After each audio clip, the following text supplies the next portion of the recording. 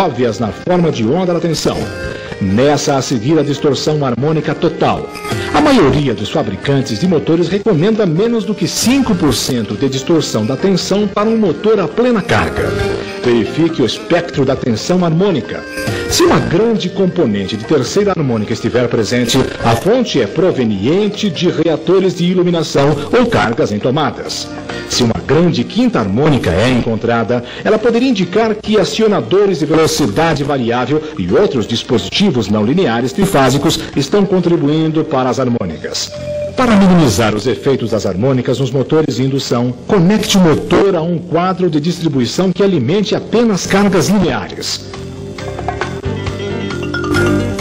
Ou você pode adicionar um filtro junto à fonte de harmônicas.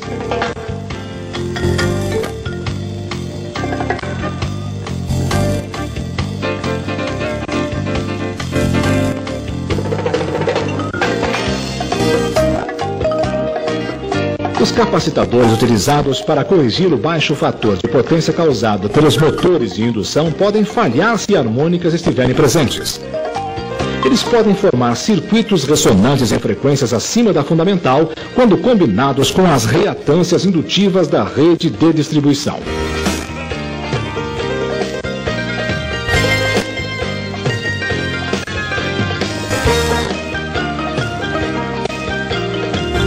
E a elevada corrente resultante pode causar a falha do capacitor.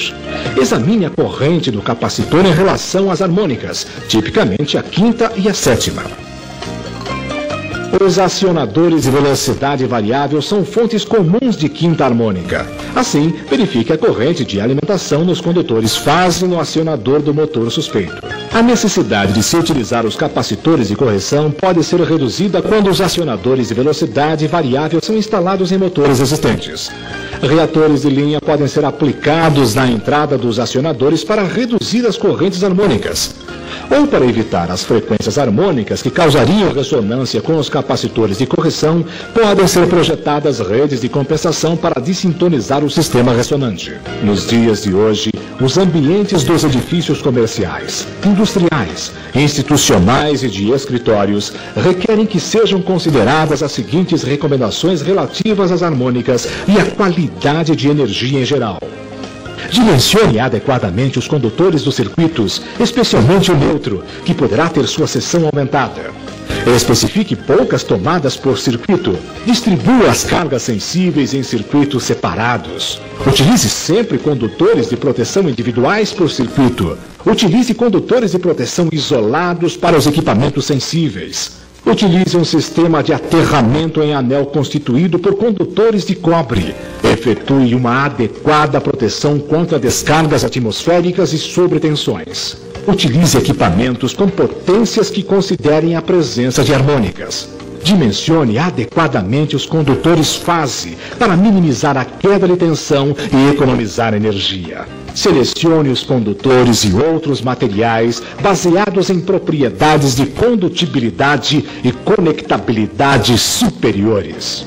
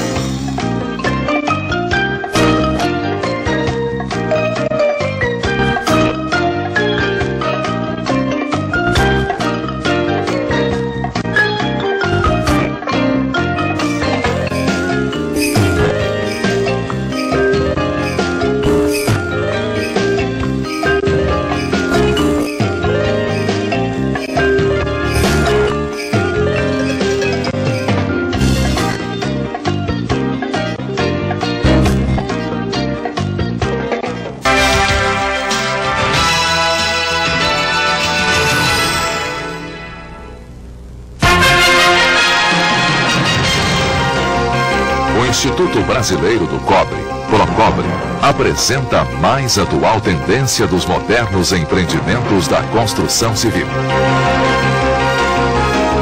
rede de distribuição elétrica subterrânea. Olá, hoje eu estou aqui para falar de distribuição de energia elétrica. Essa força fundamental e invisível que nos auxilia 24 horas por dia. Com um simples apertar de botões, inicia-se a mágica de um mundo intimamente ligado à vida humana. A eletricidade chega às nossas casas ao simples apertar de botões. Parece fácil, mas não podemos esquecer o complexo processo que envolve o transporte da energia elétrica. São milhares e milhares de quilômetros de cabos. Um longo caminho que a energia percorre desde as usinas até encontrar nossas tomadas.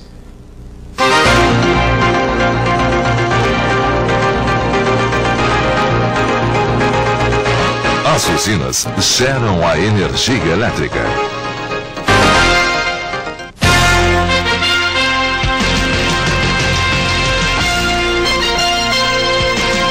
As linhas de transmissão transportam a energia desde a usina até aos centros de consumo.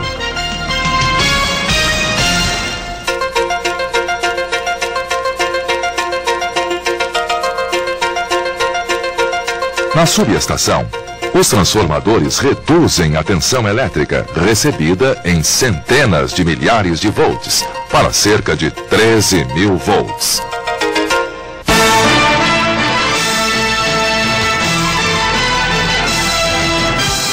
Na sequência, a energia elétrica é distribuída, nessa tensão, pela chamada rede de distribuição primária.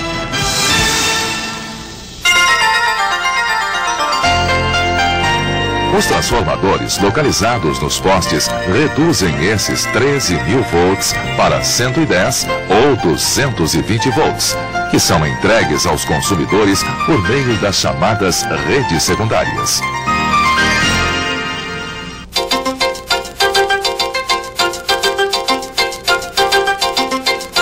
Nas unidades consumidoras ficam os ramais de ligação, ligados aos postes de rua. No interior das casas, a energia elétrica é distribuída por meio de cabos que alimentam tomadas, aparelhos de iluminação e outros equipamentos elétricos.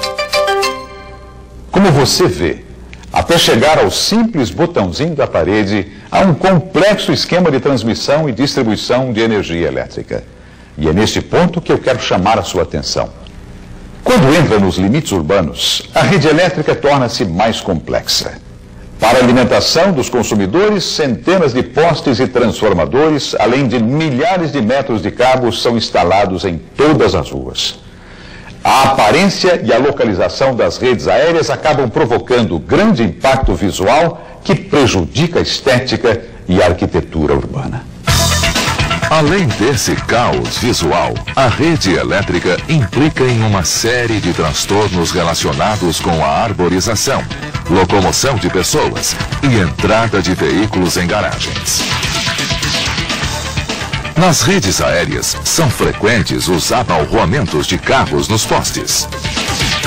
Também são comuns os acidentes com crianças brincando com pipas e os contatos acidentais das pessoas com os cabos energizados. Além disso, as causas naturais, como raios, ventos e quedas de galhos de árvores, são as maiores responsáveis por inúmeras interrupções no fornecimento de energia elétrica. As equipes de manutenção vivem permanentemente trabalhando em postes espalhados pelas ruas para resolver os mais variados problemas que afetam o dia a dia do cidadão. Nos dias de chuva, as ocorrências aumentam, os problemas de interrupção de energia se agravam e a manutenção se torna mais complicada. O projeto de urbanização das ruas e principalmente dos condomínios também fica bastante prejudicado. As árvores atrapalham a distribuição dos cabos e a necessidade das podas torna-se frequente, atrapalhando a arborização das ruas e a estética das fachadas. Isto sem falar no constante acesso de terceiros que realizam serviços de poda dentro dos condomínios.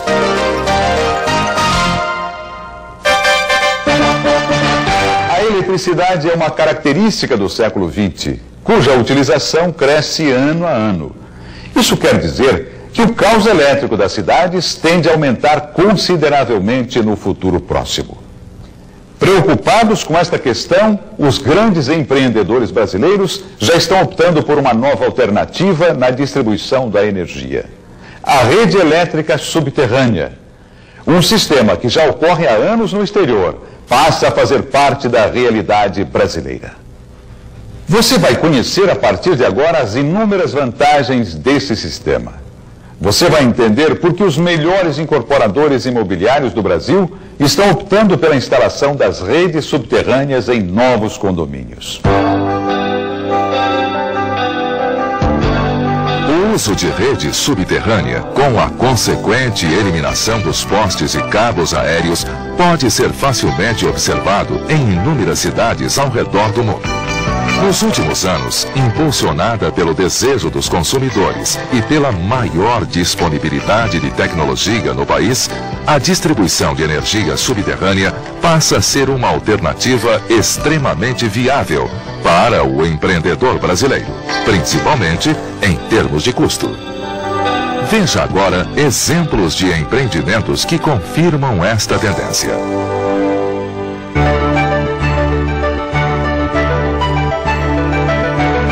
Conjunto residencial da usina Piratininga.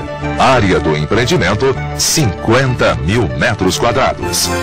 Número de casas, 25. O Conjunto Piratininga foi o primeiro empreendimento residencial a ter implantada uma rede subterrânea. Em operação desde 1983, esta rede não apresentou nenhum defeito até os dias de hoje.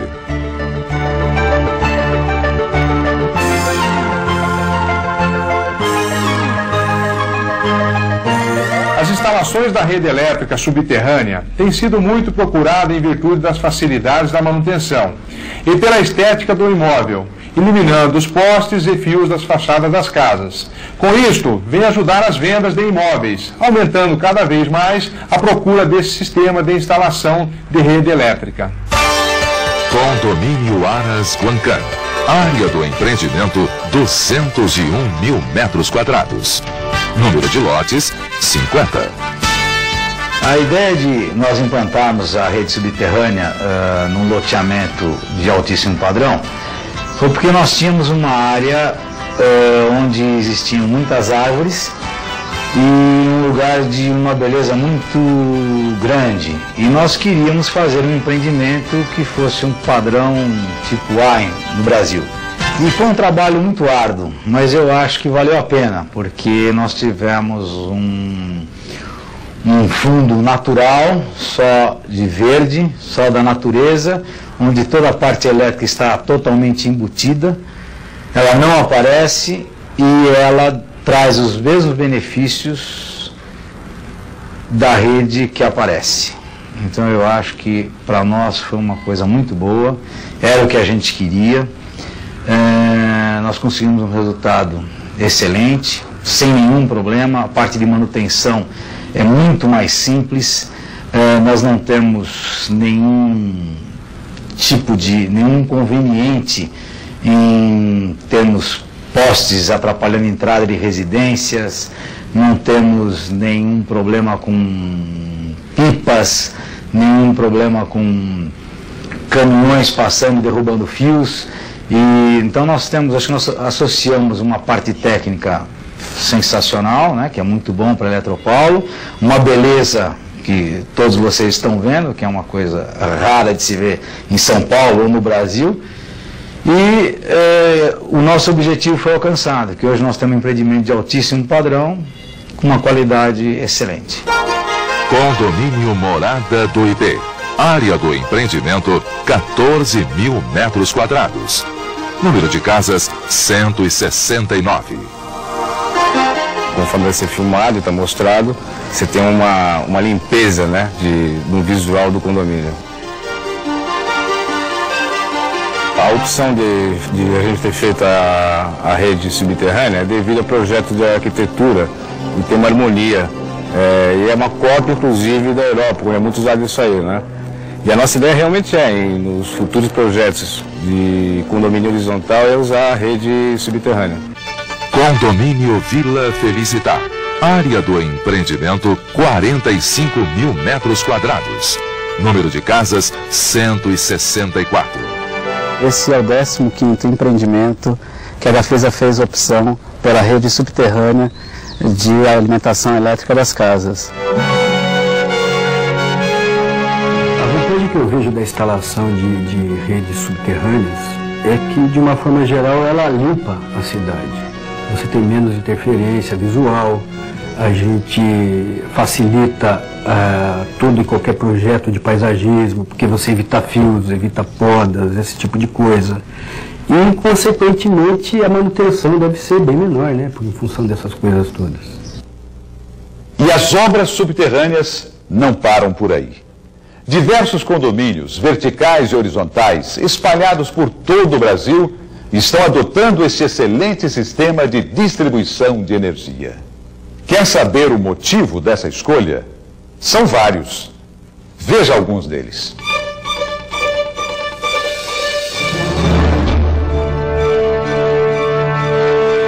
Os processos de instalação e manutenção das redes subterrâneas estão mais simples. Isso graças à utilização de cabos em cobre, isolados com materiais sintéticos e acessórios de fácil instalação.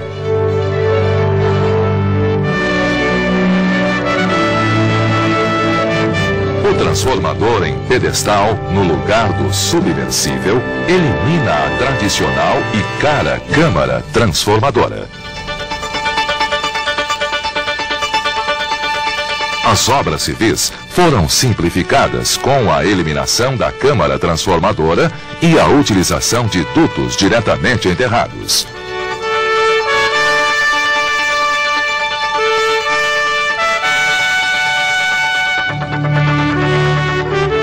Além desses fatores, também ficou reduzida a mão de obra e as interferências provocadas por outras redes.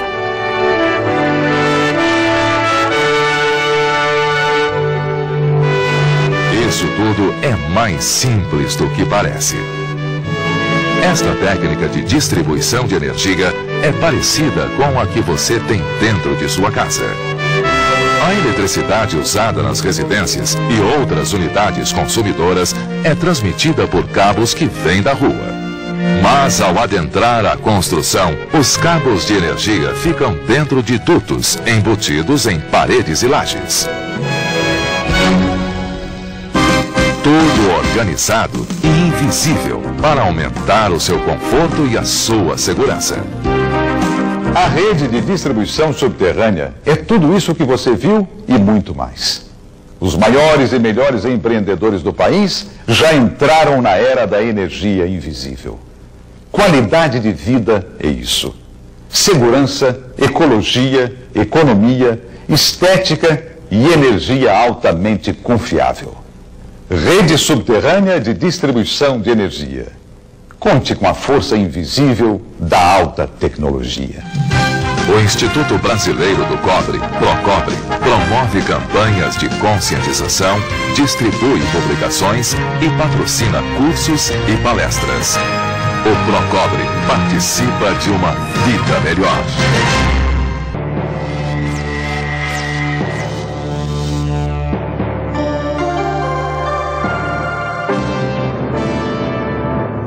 O homem começou a produzir máquinas e equipamentos em larga escala a partir da Revolução Industrial. De lá para cá, a evolução tecnológica e um mercado cada vez mais competitivo levaram à necessidade de reduzir gastos e ganhar em eficiência e precisão. Começaram então a aparecer mecanismos e máquinas com resistência calculada para suportar apenas o esforço necessário para o seu funcionamento, barateando assim o custo de fabricação e diminuindo o desperdício de materiais. Esta tecnologia começou a ser aplicada na montagem e manutenção de estruturas. Assim, foi necessário controlar a força a ser aplicada nos elementos rosqueados, de maneira a não danificá-los nem rompê-los. E como medir esta força aplicada? Calculamos através do torque.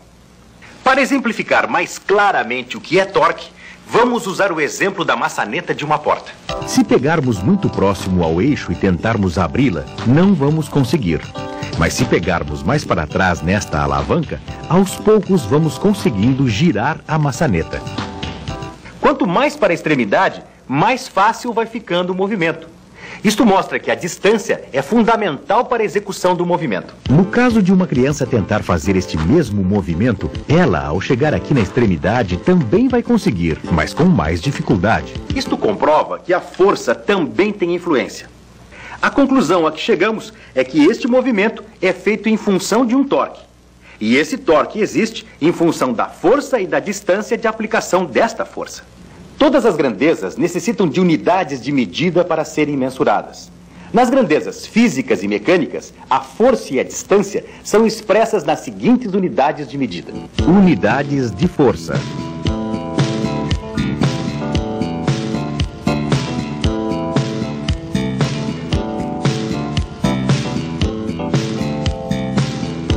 Normalmente, a força utiliza as seguintes unidades.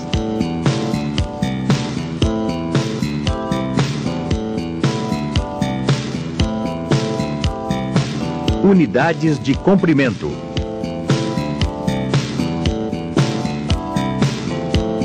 Sendo uma função da força e da distância, o torque é medido então pelas unidades.